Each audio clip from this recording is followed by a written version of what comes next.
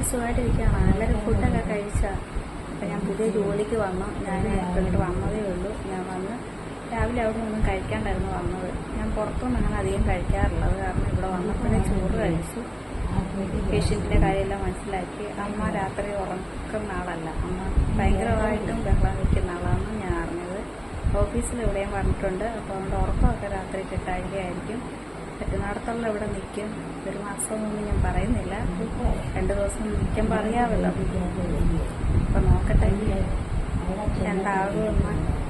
അപ്പം നിങ്ങളെല്ലാവരും സന്തോഷത്തോടെ ഇരിക്കുകയല്ലേ? ഞാനും സന്തോഷത്തോടെ തന്നെ ഇരിക്കുന്ന.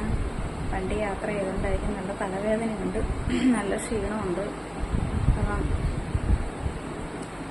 എന്താണെന്ന് പറഞ്ഞാൽ ഞാനിവിടെ വന്ന കാര്യം നിങ്ങളെല്ലാവരും അറിയിച്ചതാണ്.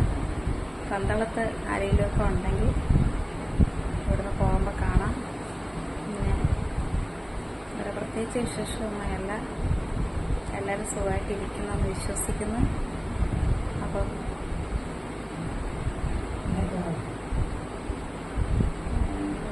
വേറെ പ്രത്യേകിച്ചൊന്നുമില്ല. കാരണം അതൊന്നും പറയാൻ വയ്യ. എനിക്ക് അത്ര വലിയ നല്ലോണം ക്ഷീണമായി. അപ്പോൾ ശരി, ഓക്കെ, ബൈ, സീ യു.